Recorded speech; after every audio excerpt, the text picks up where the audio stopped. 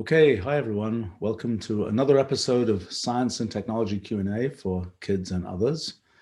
It's always fun for me. Please ask whatever kinds of obvious, unobvious questions about anything around science, technology, history, future, etc. All right, we have a few questions that have been saved up from last week. The question from Eggy here. Can you explain computational irreducibility like you're telling a 6-year-old? Okay. Let's see. 6-year-old. I always had the point of view that I don't deal with children under the age of 10, but we'll see what we can do here. All right. I think let's talk about what computers do. So you have a computer. You have something like a cell phone. It's running a program. It's doing something. What's it going to do? How are you going to tell what it's going to do? How do you figure out what your computer is going to do? Well, you might say, how does a computer work inside? A computer has a program that tells it what to do. It tells it every step of what to do. The question is, what's it going to do when it's run many steps? I think the thing we're kind of well, let me maybe explain computational reducibility for anybody, and then maybe we can see what concepts we need to have that are or not available to a modern 6-year-old. Talking about computers and what computers and phones do is something that is only possible in modern times with your average 6-year-old, so to speak. But so, here's really the question. If you have a computer or something else that's set up to follow rules, let's say you were following rules that told you how to color squares on a piece of paper. You have particular rules. You keep following these rules. You keep coloring the squares. You keep on doing it. You keep on doing it. You do it 10 times. You do it 1,000,000 times. The big question is, can you figure out what these colored squares are going to look like after you've followed that rule 1,000,000 times? Can you figure that out in some way that's quicker than just following the rule 1,000,000 times? That's really the question. Can you kind of be smarter, jump ahead, figure out what it's going to do before it does it itself? And like with a computer, can you figure out if you sort of took the computer apart, looked at what's going on inside, could you understand what it's doing to the point where you could say, oh, this is what it's going to do in the end. I don't have to actually run the computer to see what happens. I think that the sort of the big idea of computational irreducibility is how easy is it to predict what's going to happen with something? Even if you know what the steps it's taking are, how easy is it to kind of jump ahead and say, this is what the consequence of running 1,000, 1,000,000, whatever steps is going to be? Now, why does that, let's imagine that you have something that is, I don't know, let's say it was a plant or a tree. And let's say that it grows in little steps, and every step it just follows some rule that says how to grow based on what it's grown so far. Question is, can you tell what shape that plant will be just from knowing what that rule is, or do you have to let the rule run and see what shape the plant ends up being? Boy, I'm doing really poorly here on the. I think, as I say, my theory of I can't deal with kids under the age of 10 seems to be playing out here. It's very interesting to see what concepts one needs to have in order to explain an idea like computational irreducibility. I mean, I think that the thing that, in a sense, is familiar to somewhat older people is this idea that there is some way one can figure out what's going to happen. There's some way one can use math, one can use science, one can use something else to figure out this is what is going to happen in some system that we're looking at. And people have gotten used to the idea that, oh, with science, we can predict what's going to happen. We can predict this or that feature of the weather. We can predict this or that feature of some mechanical system, something like that. We can use science to predict things. The sort of the big surprise of computational irreducibility is that from within science itself, one's being told that there are limitations on what predictions can be made. And essentially the point is, what does it mean to make a prediction?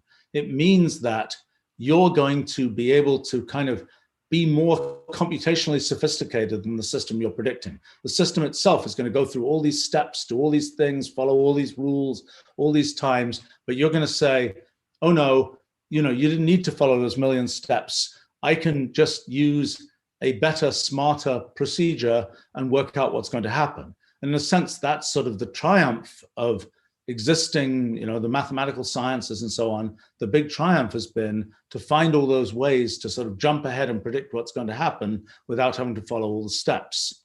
What computational irreducibility is telling one is that actually there are many systems, many situations in which you can't do that kind of jumping ahead and figuring out what's going to happen.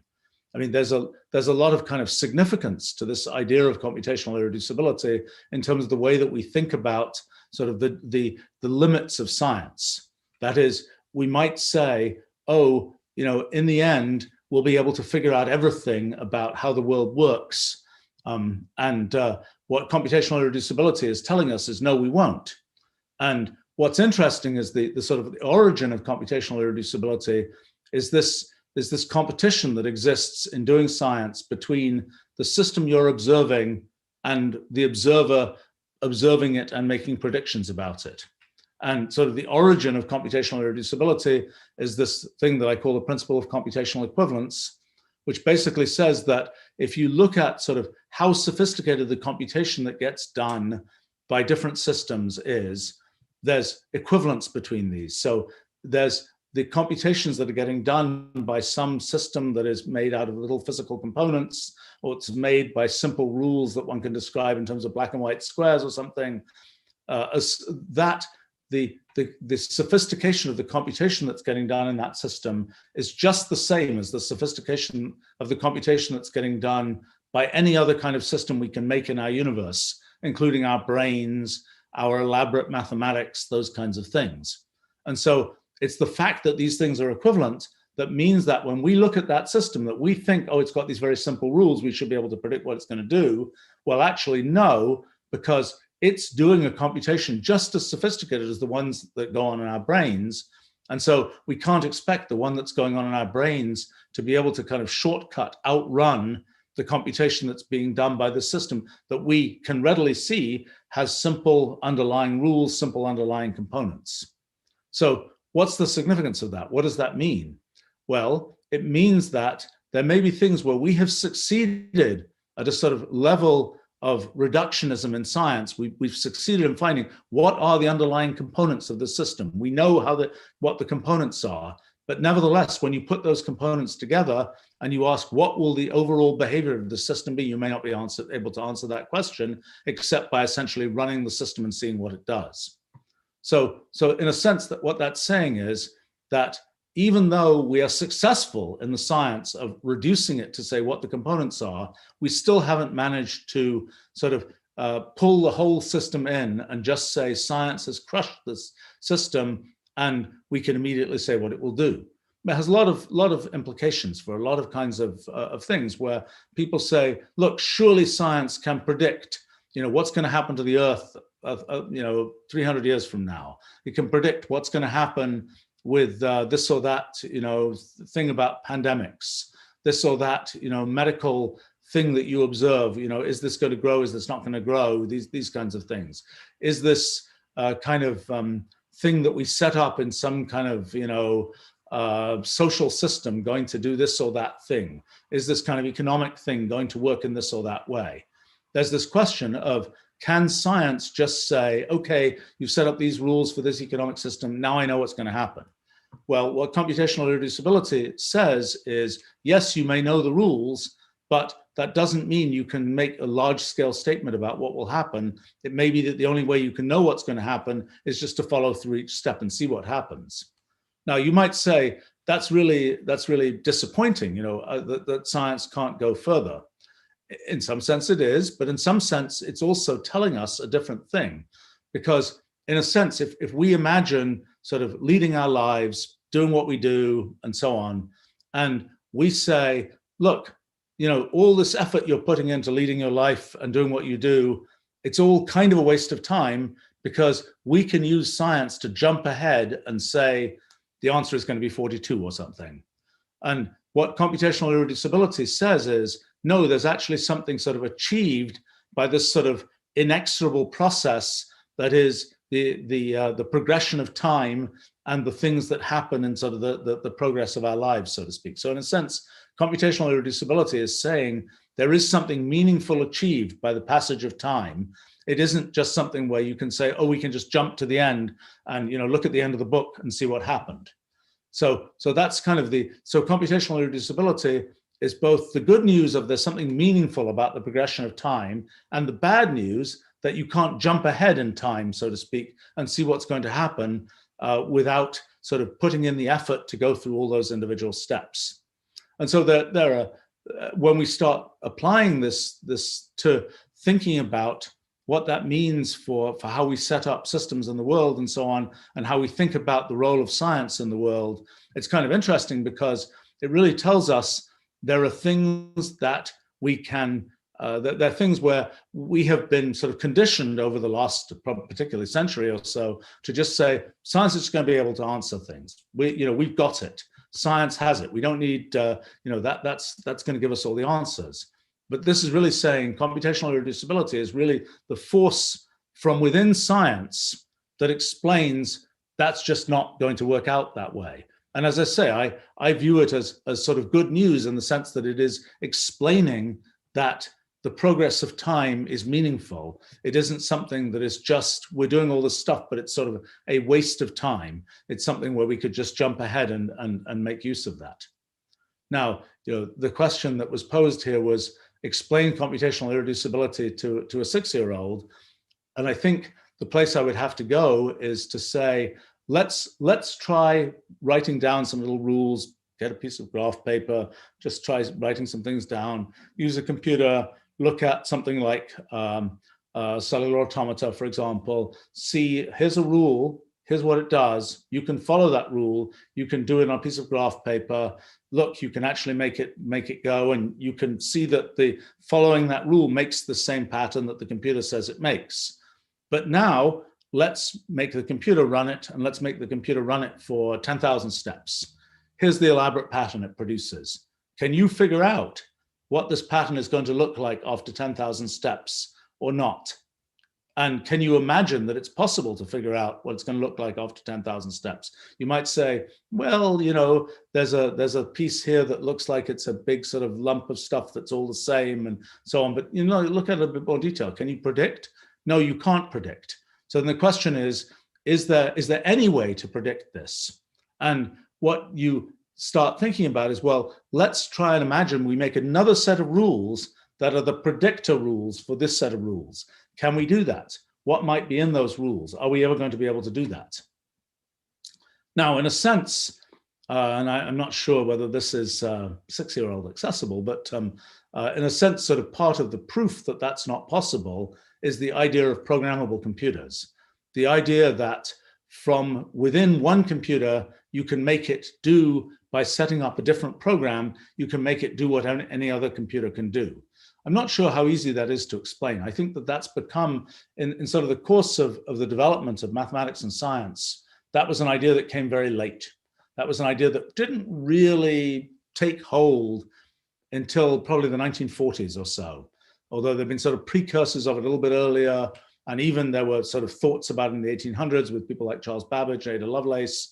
There were thoughts about it even earlier from people like Gottfried Leibniz in the 1600s, but the full idea really only emerged sort of mathematically in the 1920s and 1930s, and sort of in the way that it was applied in the 1940s and 1950s. So it's sort of a very recent idea, but the notion that you can make a computer, that you can have something which is programmable, you can have something where, you have your phone, and by just pressing this button, you can make your phone be a camera. You can make your phone be something that's reading email. You can make your phone be something that's playing a game, and so on. The fact that you have this fixed object that you're able to just sort of press a button and have it be like something else, that's an idea that is now part of sort of everyday consciousness, but that's kind of the idea of programmability.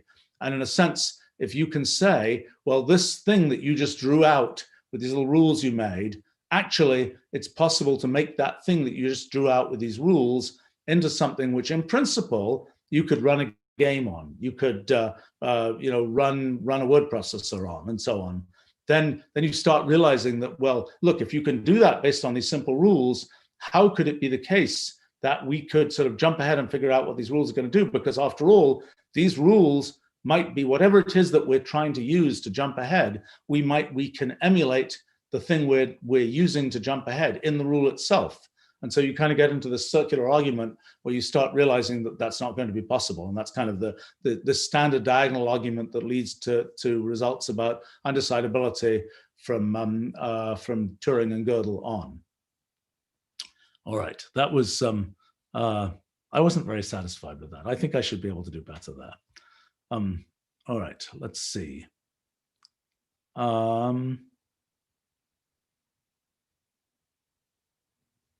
Okay, so question from Pranjul. How different is nanotechnology manufacturing from normal manufacturing? Well, it's an interesting question, not least because nanotechnology manufacturing hasn't really taken off. I mean, there was a time maybe 20, 25 years ago when people were talking a lot about molecular manufacturing, talking a lot about making things where they were sort of pieces of machinery that operate at the atomic scale. The idea tended to be, let's take things we know how to do at a large scale and let's shrink them down and operate them at the scale of individual atoms or molecules. That turned out to be pretty hard to do. It's, in a sense, the examples that we have of things sort of operating and doing things at the scale of atoms and molecules, that's really the story of chemistry. Chemistry is about, you've got this molecule that's a bunch of atoms, and this molecule can be in a certain environment or can interact with other molecules. It'll change its configuration. It'll twist itself around. It'll do this thing or that thing. In a sense, what we've got when we set up a molecule of a particular structure is we're making like a tiny machine, many molecules sort of operate like tiny machines. That's particularly true in biomolecules, where we're typically using these sequences of amino acids to make proteins, these big molecules with millions of atoms in them and so on, that have particular shapes and have particular mechanical properties and electrical properties, and they operate, they do some particular thing. When they get an electric, if they're a muscle, piece of actin filament for the protein that makes muscles, when they get electrical stimulation, they'll contract, things like this. Or if it's something where it's a cell that is part of some kidney filtering system or something, it'll have some other property that it'll pass through. It'll secrete potassium or something, sodium, whatever, if it is in this environment, et cetera, et cetera, et cetera. These are all like little, at the level of individual molecules, you can end up with sort of little micro machines that do things. And that's been kind of in a sense, an objective of chemistry is to try and do something like that. But they're not, the machines we build in chemistry are not nearly as elaborate as the kind of machines that we expect to build with large scale manufacturing. So I think that in typical manufacturing, what you're doing is you're saying, here's my construction plan. I'm just going to put these pieces together. I'm going to stamp something out with I'm going to make something from a mold, things like this.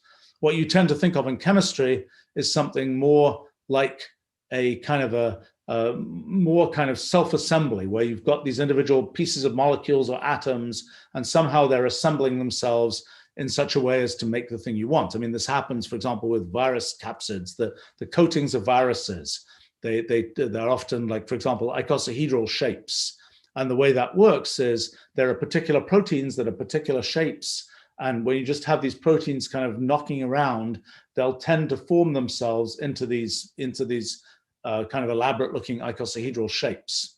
And so kind of the idea, that the hope, I think, well, there are a couple of different approaches, but at least my feeling is the most likely way to be able to create kind of molecular scale machinery is by this kind of process that's a little bit like chemistry, where you've got this long series of steps, where at each step you're arranging that this thing is being done sort of globally to a whole collection of molecules that causes the molecules to add this little piece that does this, does this, does this, and eventually you have a molecule that is exactly the shape you want. Now, another approach that's never been successfully done is to have something where you can essentially knit a molecule together by doing something where you almost have or do something like 3D printing, where you almost have a print head that's printing individual atoms. I mean, we can do this to some extent with atomic force microscopes. We can kind of place atoms in individual places, but it's not really something where we can make something that is we don't really have, it's not practical to make something which has sort of a large scale structure at a molecular scale. And so, one of the possibilities is that maybe there's a way, maybe there's a trick that allows one to make sort of a print head at a molecular scale that can just place an atom wherever you want. I mean, I've always wondered, for example, if you take carbon, which can be formed into a variety of different structures, whether it's graphite or diamond or buckyballs or whatever else, you take, could you make something which would just form an arbitrary molecular structure with putting carbon atoms in different places? And could you sort of build a printer that would do that? And you kind of imagine sort of an interesting chain of things happening. First you build the big printer, which builds something a little bit smaller. Then that builds a printer that builds something even smaller. You keep going until eventually you have this thing that is kind of the molecular scale printer, so to speak, that itself can then print more molecular scale printers. So that's kind of the notion of how that might work. Although I think the kind of the enthusiasm for doing this and figuring out how to make it work has kind of waned in the last 25 years or so. I think eventually this will be possible. Eventually it will be possible to build sort of machinery at the molecular scale, but we're not really there yet.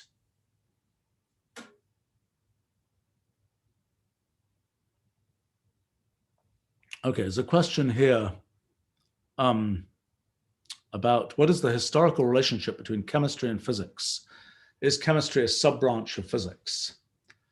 Well, at different times in history, kind of physics has been the top science, or chemistry has been sort of the top science. I think that let's talk about the relationship between physics and chemistry. Famous physicist from around 100 years ago, Ernest Rutherford, had a rather unkind thing to say about chemistry. He described science as being broken into these two large domains. One was physics, and the other, he said, was stamp collecting. And by stamp collecting, he was referring to chemistry. Why did he say that? The reason he said that was that to him, it seemed that physics was very organized. Physics had a set of principles, it had a set of physical laws from which you could work out all these things. Once you knew the laws of mechanics, the laws of electrodynamics, there were all these things you could figure out about the physical world. But chemistry, at least in those days, didn't seem like that at all. Chemistry seemed like there's just this whole collection of random facts. The boiling point of this is that. The melting point of this is that. This chemical reaction happens. That chemical reaction happens, and so on. It seemed like a collection of very arbitrary facts compared to physics. So how has that evolved, and how does one understand that? Well, I think the first thing that one can ask is, when one is looking at the properties of molecules and things, to what extent can one use those physical laws to deduce how these molecules should work? Well, the answer is that in principle, we know how to do it. The molecules exist at a small scale. They're governed by quantum mechanics. They're governed by primarily by something called Schrodinger's equation, which is a differential equation that basically says these are the probability amplitudes for electrons to be at different places in molecules, et cetera, et cetera, et cetera. Okay, you can just write down those equations for a certain kind of molecule. You can say, okay, here are the equations. There's, 500 equations. Just, okay, computer, go and solve these equations. Well, excuse me.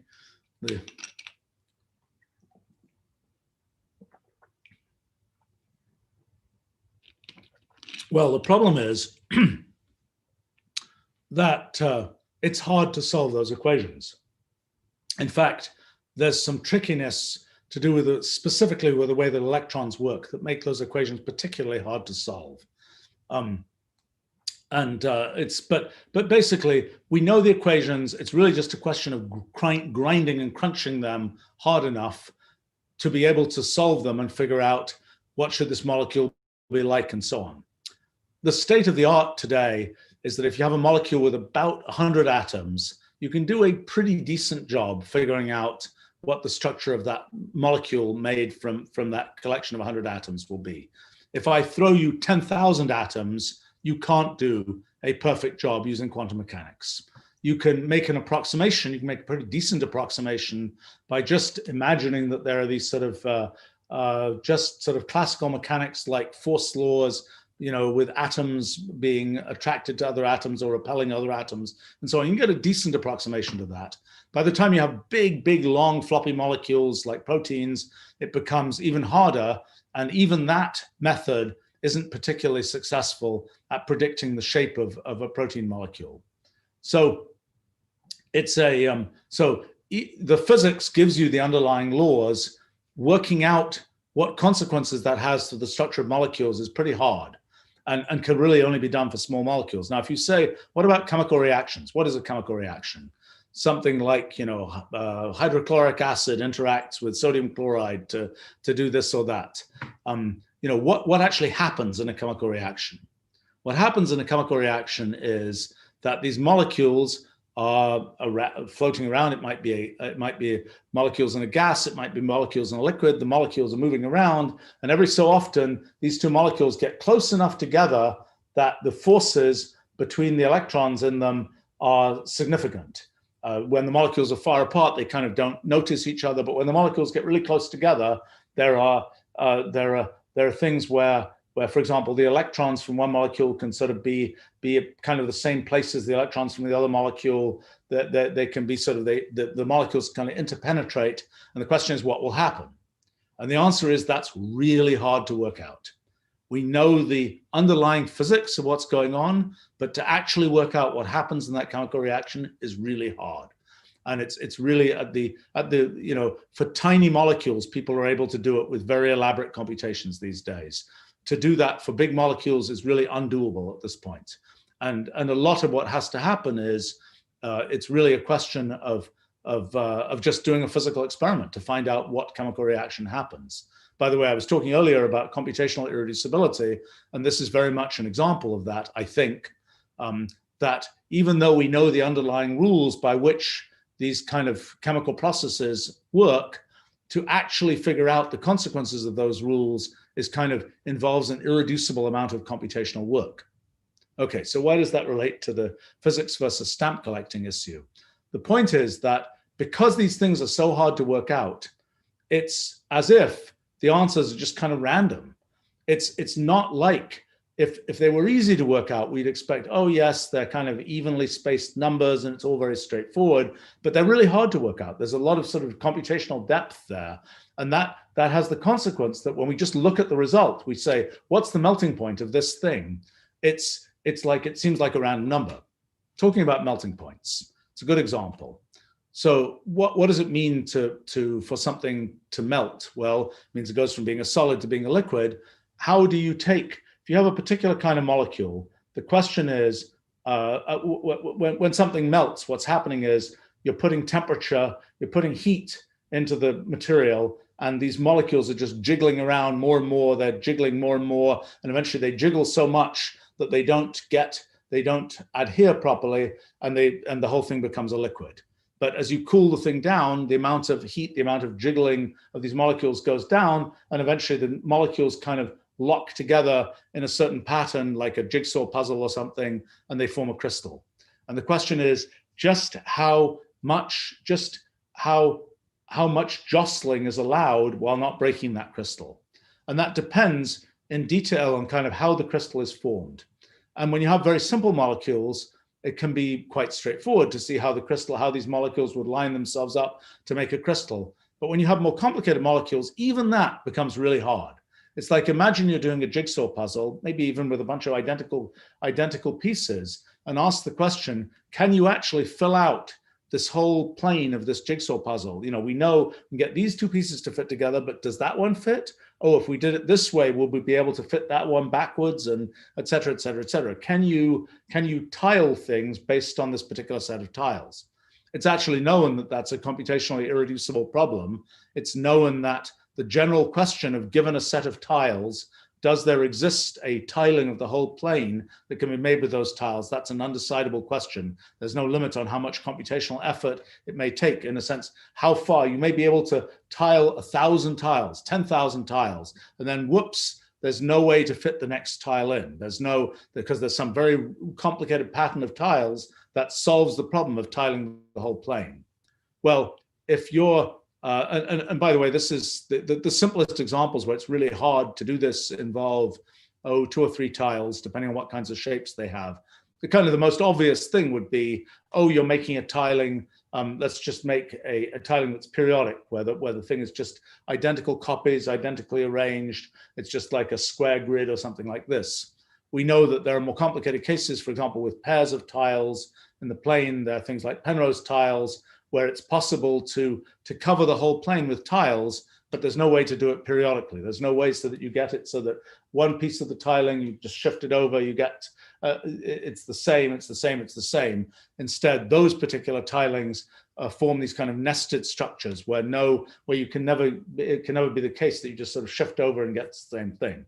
In any case, if you're just a poor collection of molecules trying to form yourselves into a crystal, the question is, can you make a tiling? Can you solve that jigsaw puzzle problem to make everything line up and make a crystal?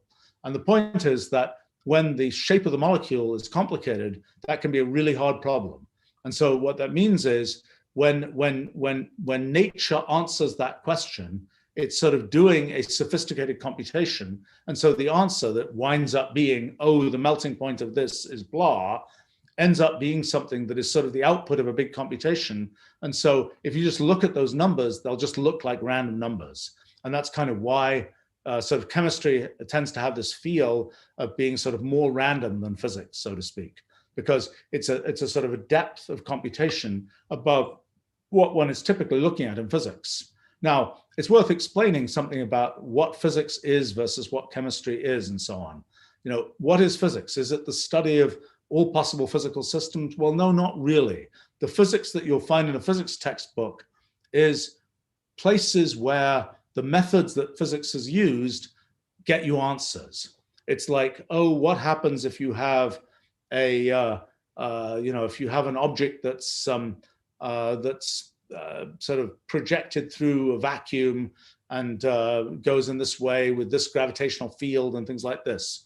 It's situations where methods, typically mathematical methods of standard physics, tell you the answer to the question. There are plenty of physical systems where it's actually really hard to get an answer. Like, for example, if you look at a fluid which is flowing, like water or something, flows quickly, it'll make all this random turbulence. Figuring out how that random turbulence works is really hard. You don't find it in most physics textbooks because the methods of physics don't really tell you very much about fluid turbulence. Same thing is true if you look at, the motion of Earth, Moon, Sun system. That's pretty complicated.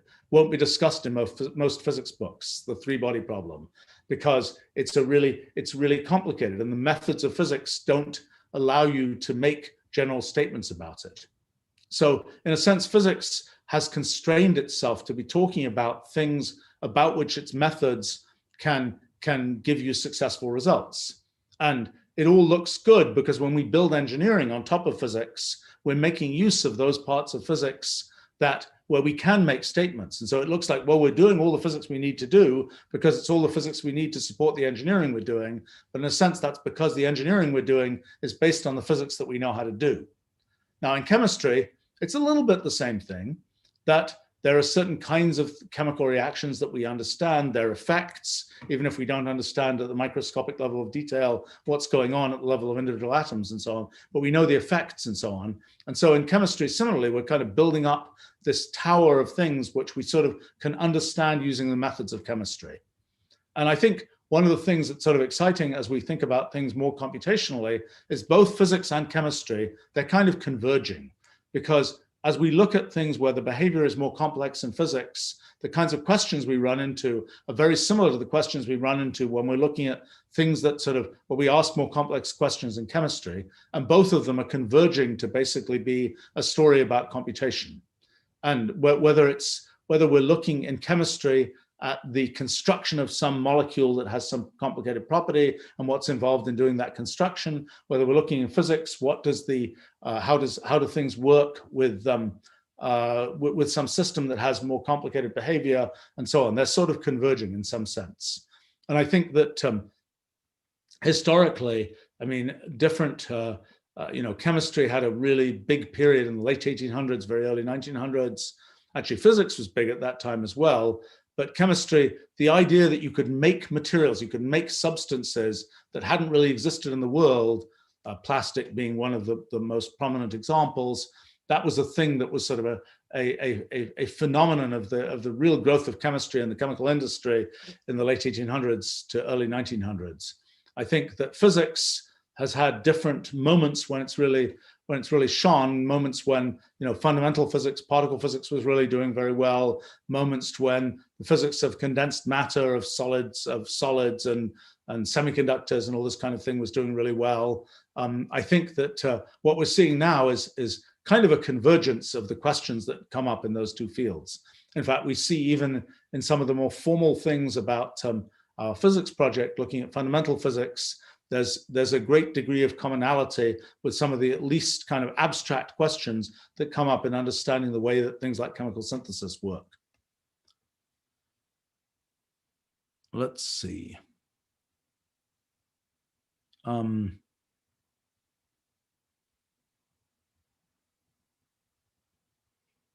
Okay. Bunch of questions here. Boy, you guys ask about physics so much. All right, I'm gonna tackle another question. It's a very different kind of question from Pranjul. Can aging be cured? Okay, it's a very relevant question for people like me who are becoming very ancient. So the question is, one question is, what is aging? Why do organisms get old and die of old age and all those kinds of things? What is the thing that kind of wears out in organisms that makes them be old? We don't really know.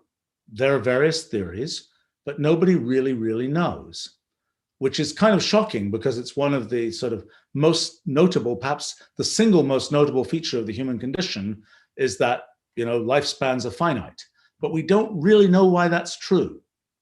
Now, if we look at other organisms, we'll see that there are situations and there are organisms where for practical purposes, the lifespan is infinite, where things don't seem to where you can keep replicating cells and keep going, it doesn't really die out. Actually, one of the bad cases is that that's exactly what tumor cells are doing. Tumor cells seem to be capable of just replicating forever and sort of never getting old. But coming back to to answer the question of, can we cure aging? First question is, what is aging? What actually happens? What goes wrong that causes organisms to kind of wear out? There are a number of different features, a number of different theories, maybe a number of different effects. So one very common one that's talked about is in DNA replication. It's usually called the Hayflick limit. And what's observed is that after when you are going to have mitotic division, standard cell division, you can only do that 50 times before sort of something wears out and you stop being able to go on replicating. So, the way we're all made, there's sort of one meiotic division that is that's the original sort of fertilized egg, where we start, we start off from a single cell, and then we replicate many times. Each time the cells are splitting in two, so we're kind of doubling the number of cells, and we don't keep doubling forever because we differentiate into different kinds of tissues, and it gets more complicated. But in a first approximation, we're sort of growing by doubling the cells, by each cell splitting in two and getting two copies of its genetic material. So each time that cell replication happens, the DNA inside the cell, there's a second copy of it made, and the two strands unzip from each other, and then the two individual unzipped strands will get a second strand formed that makes a full DNA molecule. Okay, so the observation is that only works 50 times. If you just keep doing that with DNA, it stops working. Okay, why does that happen? It's kind of known why that happens. There are these things called telomeres, which are the end caps on the DNA. And what's happening is, it's kind of a counter. There's a particular, I should know the human telomere sequence, but I don't. It's an ATTA, I forget. It's not a very long sequence. But there's a particular sequence of base pairs that is the human telomere. And we have, when that meiotic division happens, roughly, we get our initial cell gets, its DNA has roughly 50 telomeres at the ends of the DNA strands. And roughly what's happening is, every time there's one of these replication events, we're losing one of those telomeres. And so gradually it gets to the point where the DNA will just start uncoiling itself and won't be properly maintained if there's another cell division. And that's kind of why, microscopically, there's a limit to the number of cell divisions you can make. Okay, now of course it's more complicated than that, as it always is in biology. So there's an enzyme called telomerase that adds telomeres. And so it's like, well, why do we lose telomeres? Why is that, why is that causing things to sort of unspool? Well, why don't we just add telomerase and just put them back in? Well, it's more complicated because that can lead to tumor formation. It's all a complicated balancing act and so on. There are these services where you can send your DNA in, and they'll tell you how many telomeres you have left. So of course I did that because I do all these kinds of things. And so it was like, well, you've got more telomeres than you should have for your age. Okay, that's nice. I feel young, so that's good. But I don't necessarily believe that it's meaningful. And in fact, there's pretty good evidence that just that you can actually, that you can increase the number of telomeres by just doing, by eat well, be healthy, et cetera, et cetera, et cetera. It's not clear that this sort of inexorable story of every time the DNA replicates, it loses a telomere is right. But anyway, that's one source of sort of things that go wrong with age, is if you replicate the cells enough times, then they'll stop replicating correctly. The DNA will sort of will fail. There are other things that happen. For example, every time you replicate DNA, there are some, we've got 6 billion base pairs in our DNA. Every time you replicate, you get a small rate of errors in the DNA. Well, again, that's more complicated because there are proofreading enzymes that come through and say, oh, I've noticed there's a 1-bit error here. Let me go and correct that. At what point do you get out of the range where proofreading enzymes can work? Well, that's again part of the story of tumor formation, is that's part of the mechanism is when things get sort of genetically out of whack and proofreading enzymes can't pull it back in again. But in any case, that's kind of another mechanism, is the sort of progressive errors building up in the replication of DNA. Another mechanism, the just general oxidative stress on cells, just generally that the various molecules in cells are they're oxidated, they're kind of almost burnt by all these processes of metabolism and so on. It's just like they don't work so well anymore because they've got things that were sort of these very active pieces of molecules no longer active because they're sort of oxidated out. Another kind of mechanism. Another mechanism, people often point to our mitochondria as being something that sort of wears out over time. You know, every cell in humans has it has what was probably originally a parasite. It has these mitochondria in it, which are separately replicating little pieces of cells that have a pretty short genome sequence and they replicate separately when cells replicate, and we all get them. It's all from the female line. So you have your mother's mitochondria, and that have just been sort of passed down from cell to cell, so to speak, and then. But mitochondria, they might have originally started as parasites, but they're really useful to us because they're kind of the energy source for cells. And there's sort of a belief that one of the things that may be going wrong in aging is that there's progressive degradation of mitochondrial function, possibly due to oxidative damage, possibly due to other things.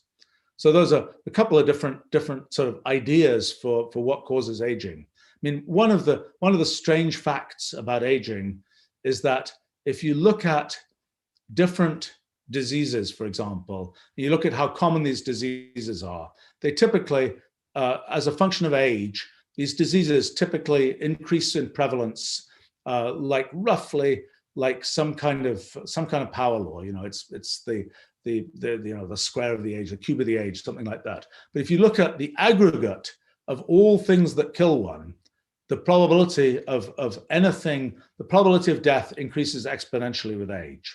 That's a thing that's observed both in humans and in for example, complicated machinery often has that same kind of law, usually called Gompert's law. It's this idea that the probability of catastrophic failure or death in the case of biological organisms is something that increases exponentially with age.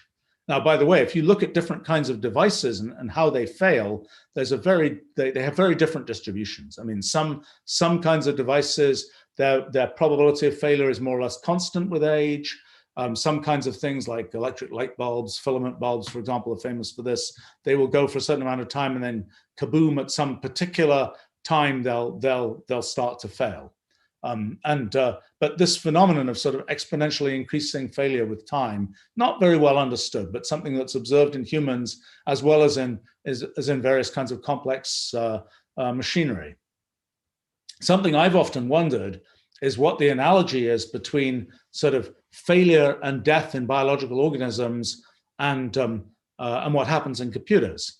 Because, you know, you have your computer. You're running it. Its operating system is running the computer. Things happen to your computer. You type on your computer. Your computer gets, there's packets coming in on the Ethernet port. There's things happen to your computer. But it keeps going. It might run for months. You know, the operating system is running, it's running. Sometimes the operating system, it gets more sluggish. Something's going wrong. It's getting kind of old and tired. And then splat, it crashes. Operating system crashes. The thing effectively, that session of use of your computer just dies. The computer is restarted. It's using the same program for its operating system, comes back to life, so to speak, and then keeps running for another few months or whatever it is. And that's sort of a little bit similar to what we see in biological organisms, in the sense that, us humans keep running for some amount of time, and then one generation of humans will die, and then the next generation of humans are sort of being restarted from, well, almost the same genetic material. Then they're kind of running for a while, and then they die, and so on. And I think that is that phenomenon of kind of you have this complicated system where you've got all these different things going on, and it's, an operating system, it's a biological system, and somehow things go wrong over time, and eventually there's catastrophic failure. That seems to be a generic kind of phenomenon, which we don't understand very well. We don't understand it at all for computers. I mean, with humans, we've been very, we obviously care about medicine. And so, we have these diagnosis codes, the ICD-9, ICD-10 diagnosis codes, where every different ailment has been given a code. So these days, I think ICD-10 has like 100,000 different diagnosis codes. This problem with this organ, this feature of this thing, et cetera. Each one of these has a diagnosis code, and we kind of know a little bit of the sort of the structure of what the different classes of diseases, what the different classes of things that can go wrong with us humans are. We don't really know the same kind of thing for computers. Nobody's really codified sort of the diseases of computers in the same way that people have codified the diseases of humans. I mean, sometimes when a company is doing technical support on its product, like our company, there's some degree of classification of, oh, it's a problem associated with this part of our software system or something. But we don't really have, the ICD codes for computers, diseases of the memory subsystem, kind of, trauma from device drivers, things like this. Those don't really exist as concepts yet in the theory of sort of the life of computers. I think that actually it would be pretty interesting to study that, because I think it might tell us something about sort of the big picture of what leads to aging and decay in biological organisms. But so the question is, what do you do about it? Can you fix it? Well, we don't really know even how to fix it for computers, which is in a sense a simpler problem. I mean, you've got an operating system running and things are going wrong. And what do? Well, in the end, you just say, just reboot, just restart. It's like, forget that generation, just let them all die, restart, new ones are born, it's all good. That's sort of the best thing we know how to do with computers. That's a bit disappointing. Be really nice if we could say, well, we got this operating system running, it's got all these problems, it's got, these pieces of memory that are being, filled up, these buffers that are, messed up in this way and that way, and there's all kinds of little problems. Let's go send this fixer in to go fix the operating system, go crawl through its memory, figure out what went wrong, fix this piece, fix that piece, and say, okay, operating system, you can keep running for another year.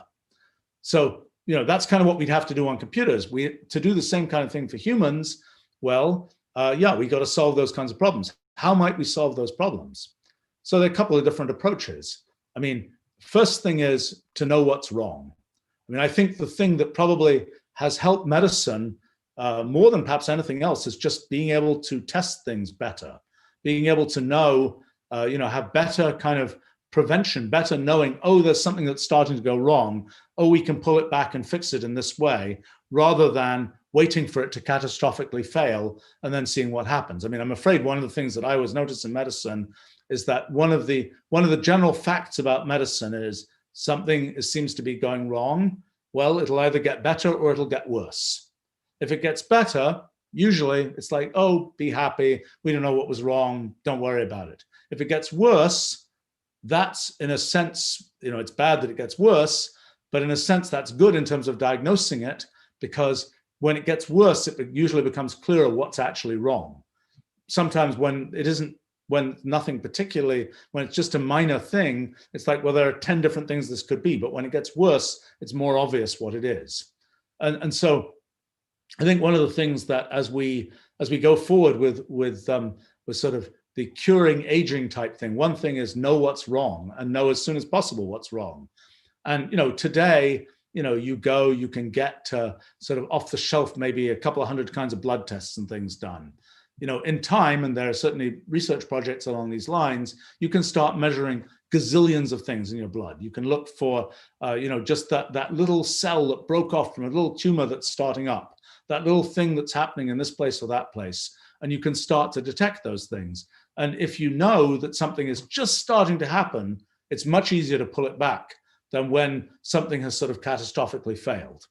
And so I think one thing is just, the increased surveillance of just what's going on, and I think one thing you'll realize is if you do that, you will discover that everybody has stuff going wrong in them. And the only question is, does it get worse or does it get better?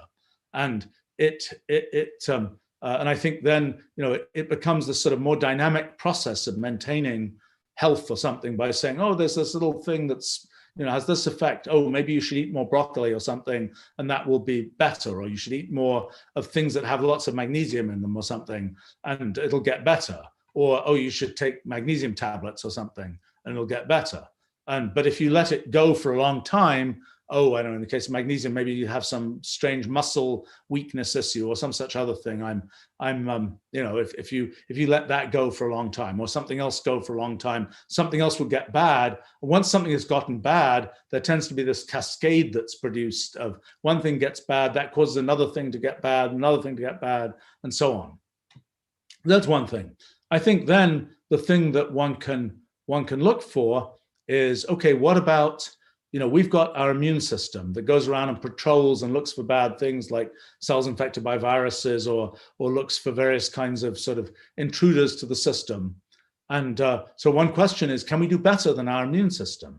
Could we make an artificial immune system with our own that can sort of go around our bodies and look for bad things that are happening, maybe look for tumor cells that are developing, maybe look for something else, and maybe do sort of a careful examination of this or that organ that we couldn't really do from imaging, but we can certainly do at a molecular scale, and then kind of report back and say, oh, there's this problem that's happening. Or can we actually get those pieces of molecules to go and stand in for things that were otherwise going on? I mean, let's say you're making, I don't know, a pancreatic beta cell that makes insulin. Could you make an artificial such cell that will respond in the same way to, let's say, glucose levels and produce insulin, but it isn't a cell that was made from an actual, that was actually produced by us biologically. It was something that was introduced, but it's sort of an artificial cell that's doing those kinds of things. So those are sort of, and it comes back to this kind of molecular scale manufacturing. One of the best applications of molecular scale manufacturing is kind of interfacing to the molecular system that is us, so to speak, and being able to insert these kinds of things. Now, on a larger scale, there's also questions of, what organs can we replace with artificially? What organs can we make a better version that has been engineered? Can we make successful artificial hearts, lungs, kidneys, whatever else? How far can we go with that? Nature was under a lot of constraints when it created the biological system that we have today. Can we, in a sense, by doing engineering, our kind of engineering, can we do at least as well or better? It's a tricky thing, because interfacing between the thing that's been made by nature with all the pieces fitting together and this thing that we introduced with engineering, that's a tricky thing. But that's another direction that seems to be being successfully gone in. Now, I mean, will it be the case that at some moment, in literature, there's often this idea of, somebody will invent the elixir of eternal youth, or in mythology, I should say more accurately. And, you just drink it, and then, you're young again, and you'll go on living forever type thing. Will that happen? Or will it instead be something that is more like that, oh, this has gone wrong, let's go fix that. More like, a house, for example, where, the house, it's not like you pour an elixir over the house to get it to not, require maintenance. It's like, a slate falls off the roof, a thing, I don't know, this drain pipe, fails, this piece of electrical cable fails. You gradually replace those things, and it's kind of like you're keeping the thing going for, in the case of houses, hundreds and hundreds of years. But you're doing that by incrementally fixing things, rather than by saying there's this magic thing that is a sort of self-fixing mechanism. But we don't completely know, and we don't know enough about aging to really be able to distinguish those possibilities. I think one thing that has happened is back, I don't know, 30, 40 years ago, I sort of paid attention because I've been curious about the phenomenon of aging forever. And 30 or 40 years ago, people were saying, oh, no, aging is unstudyable. There's nothing to study.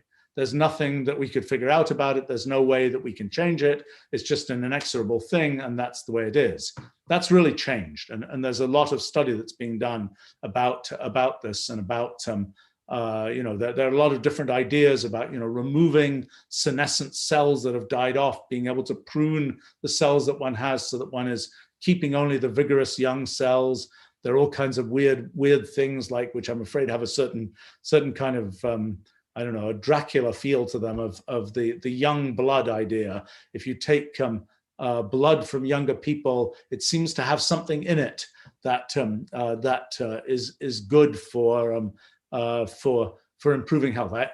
That one seems, it has such a character of sort of vampirism or something to it that I find it hard to believe. But one of the things that's often funny about what happens in science is these things that at first seem to be, oh, somebody wrote a story about that 100 years ago, that couldn't possibly be real. Turns out actually there's some twist on it that actually is real, and you sometimes almost resist it because, oh my gosh, it couldn't be like the story that was written. But anyway, I think that if we look at kind of the dynamics of aging and so on, my guess is that there will be sort of gradual improvement. I mean, we can see, in the US, for example, if you look at the life expectancy of people, it's been increasing at the rate of about 1/3 of a year per year for the last 50 or 60 years. That's pretty good.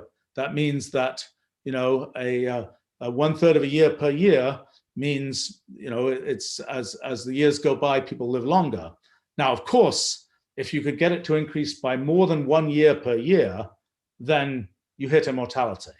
If the life expectancy is, if every year that goes by, you get more than one more year of life expectancy, then you conclude, you can live forever type thing. And how that will work, and my guess is that, in a sense, if we look at sort of human history, the probably the biggest discontinuity will be when there is effective immortality, and that may arise from biological, in a biological way, or it may arise in some digital way where it's like, oh well, okay, the biological stuff doesn't work forever, but all those things you're thinking about, you can capture that in some digital way, and you can keep thinking about these things forever type thing, but not in a sort of biological substrate. And the question of what that means for the human condition, what that means for human society, when one reaches the point where there is this kind of, when there's no longer a kind of limited human lifespan, it's an interesting question. And it's certainly one where one wonders, is it good, is it bad? I think people have often said that in the progress in society, one of the things that can sometimes go wrong is if people, and I now rate myself in this collection of, when people get, people do things over the course of their lives, and sometimes people do, they'll just keep doing the same thing. The longer they live, the longer the same thing will keep on being done. Maybe that's a good thing, maybe that's a bad thing. Depends on what it is and depends on your view of it. But one of the things that one can notice is, if one wants a lot of change to happen, it's having a large fraction of people be around for a really long time, and some fraction of them not change, is not a great formula for having change happen. It isn't always a great formula where if you have, if it's always a new group of young people either, because there's sort of cultural change that has to happen, and that's not necessarily achieved by that either. But change is not necessarily intrinsically good either. But that's something which, if we look at sort of the long arc of human history, there's sort of the question of whether we can expect that, for example, if there is human immortality, what effect will that have on the future of history? What effect will that have on the degree to which things change in the world or don't? What effect will that have even as we think about, individual sort of what people do? It's like, well, I've been doing science and computation and technology and things now for, I don't know, 45 years. And it's like, well, if I'd been doing the same thing for 500 years, what would that be like? How does one think about that kind of thing? And how does one think about the timescales? Us humans, maybe it takes 10 years before you're pretty good at doing something, if you keep doing it. And maybe if you have a career that spans 40, 50 years, that's a certain ratio. If your career spans 500 years and it takes you just 10 years to get good at doing something, how does that really work out? What does that sort of scaling look like? But I think these are, but back to the original question about sort of curing aging, we don't really know what's causing aging. There are sort of gradual things that people start to understand about how to improve this or that aspect of the degradation that happens with age, but it's still a very piecemeal thing, and I don't know how that's going to play out, although I certainly pay attention as I get more and more ancient. Let's see.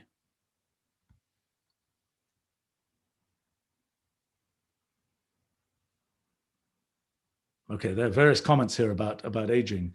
Isn't death a fundamental factor of evolution to more sophisticated things? Yeah, it was kind of what I was alluding to. I mean, if all organisms were immortal, natural selection doesn't get to operate. The operation of natural selection in modern technological society is kind of complicated in its own right, though. And I think that in a sense, natural selection and its relationship to intelligence, technology, and so on is a bit complicated. I mean, for example, if you are an organism that can't learn, then whatever you get genetically, that's what you have. If you have something genetically that makes you unfit and kind of dopey and you're going to get eaten quickly, then you're going to get eaten quickly. On the other hand, if you're an organism that can learn, even if you were born with some goofy reflex that says jump into the jaws of the shark or something, then you can learn to not jump into the jaws of the shark. And that's sort of the one level of sort of being able to squiggle around kind of the genetic inevitability of natural selection. As we start to be able to build civilization and technology and so on, we get more ability to sort of move away from the kind of the raw struggle for life, so to speak, that's described by natural selection. And quite exactly how that will end and how that really works is not really well understood at this point. There's a question here from Brian about immortal jellyfish. Yeah, I mean, there are all kinds of organisms that basically, where particularly when there's asexual reproduction and there's an organism and it just makes more cells and it makes more cells and then it buds off another copy of itself and so on, like a hydra or something like that does this. And in what sense that is immortality is unclear. I mean, is that a reasonable definition of immortality? I mean, the sad thing is that the one thing that gets to be immortal that's around us humans is tumors, because almost the definition of something which is a tumor is that it doesn't stop growing. It just keeps on growing, keeps on replicating its cells. It doesn't respect this Hayflick limit. It just keeps going.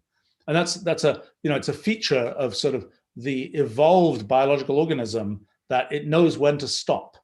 I mean, the early organisms probably didn't know when to stop. The stromatolites or whatever they were in the Precambrian or whatever, they probably just kept growing. They just grow. They didn't know when to stop. And there are some things like, trees have this feature to some extent, but some trees do. And some lower organisms, mollusks, things like that, sometimes have this feature that even fish sometimes have this. The older they are, the bigger they are. And us humans, we're more sophisticated. We grow only until we're, depends on, 15, 20 years old, something like that. And then we stop. And at least we stop growing up. We generally, there's a limit to growth. And that feature is important to the way that we operate as biological organisms. And that feature might have something to do with the kind of the aging issue. I mean, so one of the things that I should have said is aging a consequence of natural selection? That is, in the struggle for life over the couple of billion years that life's been around on Earth, is it the case that aging and finite lifespans turned out to just be a good idea that was sort of burnt in by biological evolution, in a sense that the thing that to us seems like a big bug was actually a feature to evolution? That is, that it was the case that evolution noticed that if you have organisms that are immortal and stick around forever, nothing changes, and sort of the badness just gets badder, and you don't get good stuff coming in. So maybe that was a discovery. Maybe death was a discovery of biological evolution, and we are the bug for us was a feature that it created. And so what that might mean is, gosh, maybe there's something you can just tweak in the way that we're made genetically or something that says, okay, switch off the death feature. And then we'll just keep living forever. Now, the truth is, the way biology tends to work is, given that death was invented, and it was probably invented, I don't know, not sure. I mean, certainly the early organisms, even from the Cambrian, pre-Cambrian period, I'm pretty sure we know that those organisms had that they weren't just grow forever type organisms. So I think that the question of what, is it the case? So what probably has happened is, for at least 1 billion years, biology has been living with death, so to speak. And so what tends to happen is, once biology locks onto some idea, it builds all sorts of crud on top of that idea. It builds all sorts of other features on top of that feature. It's very much like what happens in technology, in the organization of countries even. Once there's a thing that's in place, a feature that's in place, all kinds of other stuff gets built on top of it. And then that means that that feature is no longer as flexible. You can't change that underlying feature, because there's this giant tower of other things that depend on the fact that, we've got this structure where people graduate from high school at a definite time. Okay, that means we can lock in these other things to being resulting from graduating from high school, and there's a whole chain of things. You say, well, actually, we're not going to do that anymore. We're going to have this sort of rolling thing where people have no particular moment when they're graduating from high school or something. You realize, oh my gosh, well, we built all these things in society that depend on having this one, moment. We can't change that. And so it may be with biology that, even though at one point death was just a random feature that was added, that by now we've built so much stuff on top of it that it's really hard to remove that feature, or what we would now, I think, consider a bug.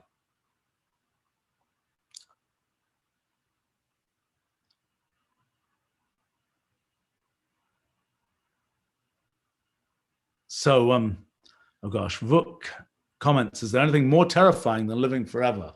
I think it depends on what your point of view is. I mean, this becomes one of these personal kinds of things. I mean, I kind of have fun in my life typically. And so it's like, more of the same, please. But I think it's a difficult thing to think about, because a lot of the rhythm of life, of people's lives, is based on this idea that they're finite. And if you remove that constraint, a lot of things become different. I mean, a lot of, like I'm, well, at least I always claim that I'm a terrible procrastinator. I always put things off until the last minute. I'm not sure that's quite supported by all evidence, but anyway, there's certainly things that I do put off until the last minute. And if you do procrastination and you're going to live forever, you can procrastinate forever. And it's like, well, I was going to do that thing. Oh yeah, I meant to do that. That was 10,000 years ago. I'll get around to it sometime.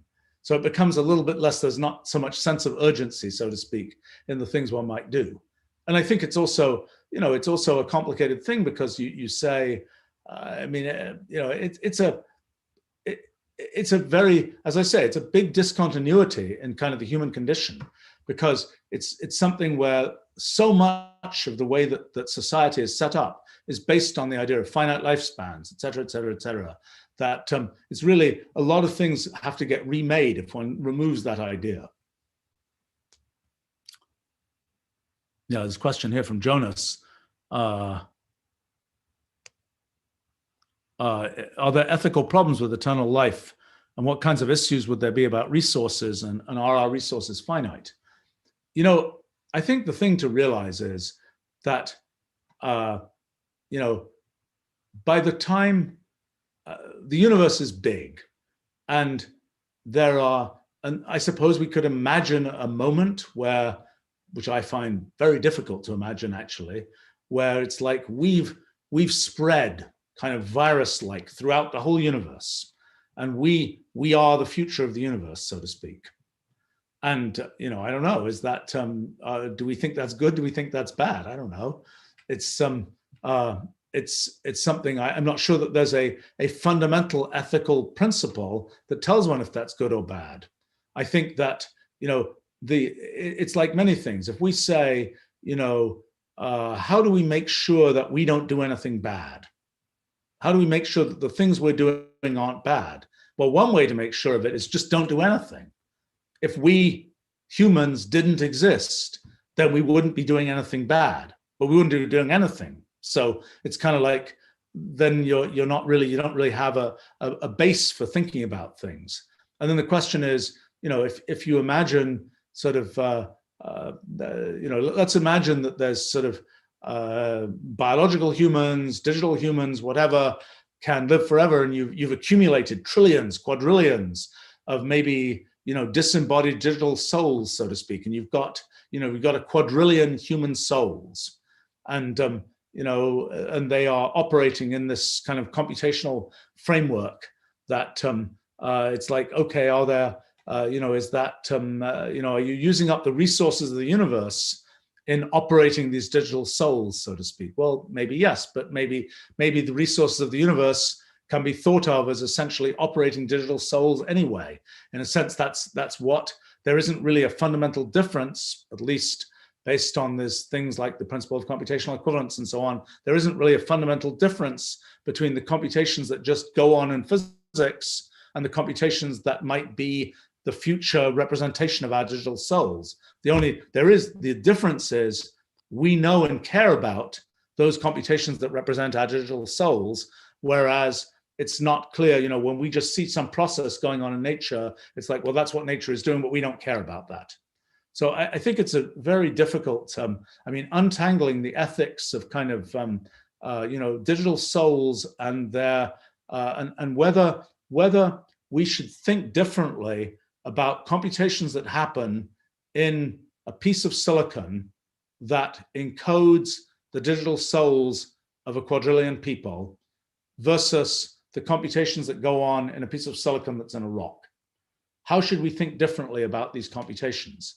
Do we feel, I think we do feel, we tend to feel sort of, intrinsically, we feel if you destroyed that piece of silicon that contains a quadrillion human souls, that's really bad.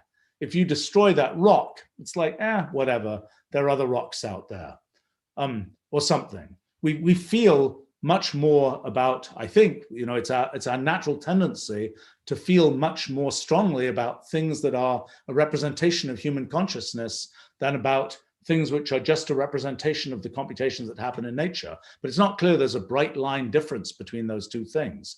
It's really a question of how we feel about them, and that's sort of the defining feature. And I think that so I think it's a tough thing to untangle. And I think that the question of how sort of ethics flows in a world of immortality or a world of digital consciousness, these are very complicated issues. And I think they are deeply informed by this phenomenon of computational irreducibility that I was talking about, insofar as if you say, there's kind of the difference between different sort of world systems. If you say, can you set the world up so that nothing bad will ever happen? Okay, to be able to guarantee to do that, you have to be able to foresee all the different kinds of things that can happen in the world. You have to be able to make use of some kind of computational reducibility to be able to sort of put this blanket around the world to say, I know enough about what's going to happen in the world that I know that these changes I'm going to make now are never going to lead to anything bad happening, for example. But in reality, there's computational irreducibility. So you think, I'm going to make these changes now and that's going to make sure everything's going to be okay. But you can't do that because it's this irreducible process by which you're kind of working out what's going to happen in the world. And so you can't, there's sort of an infinite set of patches that you have to put in to deal with all those different consequences that happen from what you're doing. So it's a kind of as we think about sort of the digital version of the future, so to speak, those kinds of questions about sort of how do you put in place the ultimate laws that will govern everything? Well, you can't, because you'll always have these sort of unexpected consequences that you'll have to patch and so on. And that's really a story of computational irreducibility. All right, maybe one or two more questions and then I really should wrap up here. But Here's a question from Jonas here. Will there be nanomachines that reprogram cells to prolong life or even make it go on forever? Yeah, I think that's the real question. I'm not sure that it's a reprogramming question. I mean, there's a question of, okay, you've got a cell, it's not doing so well. Let's go, send our nanomachine in, go make an analysis. What's wrong with this cell? Oh, it's not producing this protein enough. Okay, let's go send in this nanomachine that goes and makes that protein for this cell. In a sense, now, again, there's almost an ethical issue that comes up. It's like, what do you do? Are you going in and you see a cell and you say, that cell isn't working the right way? You say, I'm going to fix it. I'm going to make this human the most perfect human they can be. Is that what you want? It's not clear. In other words, if you say, this is the gold standard for what a human should be like, I'm going to go fix all the cells in this human so that this human is like that gold standard. Well, that's a weird thing. It's not clear, it's like, well, what should the standard be? It's like over the course of history, what counts as a good-looking human has gradually changed. What counts as whatever has gradually changed. And I think, if you start saying, well, let's just go in and fix it, we can think about doing that at the level of genetics, of doing genetic engineering on humans. That's a different thing. This is a more extreme thing of send in the nanomachines and go fix the human as the human exists. And then what do? Is it the case that, this human is getting old and is getting less jumpy? The perfect human is much jumpier and is much more, can tap their finger more quickly or whatever else. Let's fix this older human to do that. Well, that has a bunch of consequences, which may or may not ultimately be desirable consequences. And again, it's sort of, you can imagine by doing that, by saying, let's fix everything to be perfect, everything ends up being the same. And that has its other, that has another set of problems. And that's kind of the, what one could argue that some aspects of education are tending to do that, of let's make everything the same. Well, that may not be good for the individual. It may also not be good for society to do that. But that's, that's something that, that's a tendency there. All right, maybe one, let's see. A question here from David. I'm not sure if I can do this one, but is infinity a semi-theological concept? Is infinity beyond counting and measuring, and therefore not fundamentally an empirical concept? Boy, you guys are giving me difficult questions here. In what sense is infinity a concept that we can wrap our brains around? Well, if we imagine, so one thing we can do is we can say, just imagine there's a thing called infinity. Like in our Wolfram language, computational language, there's just a symbol, it's called infinity. And you say, well, what is it? Well, for example, I can tell you that 1 over infinity is 0. I can immediately tell you that, just from knowing infinity is what it is. 1 over infinity is 0. What is infinity plus infinity? Oh, it's just infinity again. So there are rules that we can, given that we have this idea of infinity, we can reason in terms of this idea of infinity. There's nothing wrong with that. We can just treat that as a symbolic thing and reason in terms of that. I mean, it's just like many things that we talk about in the world, we may not know how they work or what they really are, but we can still reason in terms of them. I mean, we may say, oh, I don't know, something about something about some feature of cosmology, about the large-scale structure of the universe. We can reason in terms of those features, even though black holes, good example. We can, even though we may not know, even though we may not have one in our backyard, we can still reason in terms of them, even though we may not be able to say in detail things about their nature. So I think infinity is a little bit the same way. We can invent this concept which has certain properties, and we can then reason in terms of those properties, and then it becomes a thing that is part of our sort of domain of discourse about things in the world. Now, in the question is, can we can we ever, this infinity thing, can we make one? Could we actually make one with physical components? But there are many things that we can talk about that we can't make with physical components. I mean, one that was a long time one in theology was souls. People said, you can't, what do you do? How much does a soul weigh? That was a question people used to ask as a way to kind of sort of poke fun at the notion of souls from the point of view of physical science, so to speak, is how much does a soul weigh? Everything weighs something. How much does a soul weigh? Well, we now know that kind of the notion of something like a soul is more a story of computation. It's more a story of what are the computational processes that are going on in a brain that are something that is representing thought, knowledge, whatever, but is not it's sort of the abstract representation of that, independent of the physical instantiation of the brain. So it's something we can in a sense reason about souls. We can reason about thoughts in a way where we don't have to physically instantiate the thought. So I think that it's the sort of the same thing with infinity. Can we physically instantiate infinity in our universe? Well, if our universe, as we think, and pretty strongly from our physics project, that our universe is finite, the answer is no. We can't instantiate infinity in our universe. Maybe there are 10 to the 400 components in our universe. Great, that's a very big number, but it's not infinity. But nevertheless, the fact that we can't instantiate, we can't construct one in our physical universe doesn't mean we can't reason about it. Now, when we think about infinity, there are many fine gradations of infinity that we can reason a lot about, actually. Famously, Georg Cantor in the 1870s, I guess, invented this whole notion of transfinite numbers. So, you say, okay, let's count numbers, 1, 2, 3, 4, 5, 6, 7, 8, et cetera, et cetera, et cetera. Let's say we just keep going. We count forever. We just keep on going. We just keep on counting. What's the number that's after the number that we get to? We just keep on counting. We can give it a name. We call it omega, lowercase omega. Okay, let's go beyond that number. It's omega plus 1. Let's keep going and so on. Let's say we take that number, we take it squared. We take that number to the power of that number.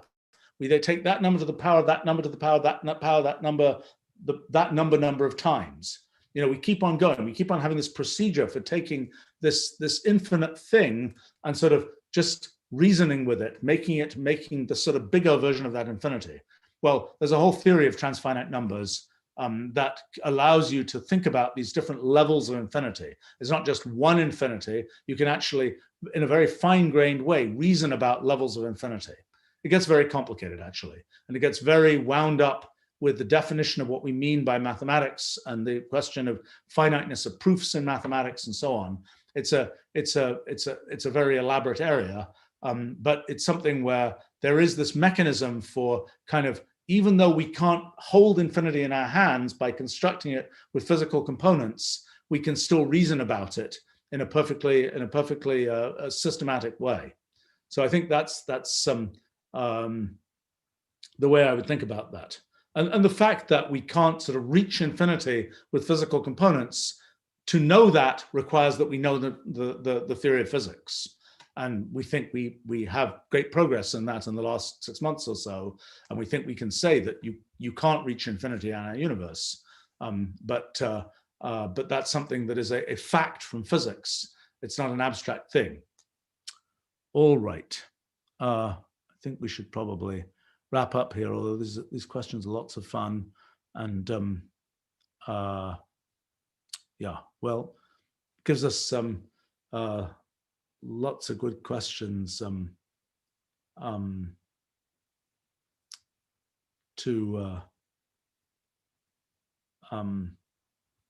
yeah, lots of interesting questions here. All right, things to look forward to for next time. Great. Well, thanks for joining us, and look forward to seeing you again next week. I think we will do one of these next week, even though it's Thanksgiving time in the US. I should be around and available, and this is always fun. So thanks for joining us.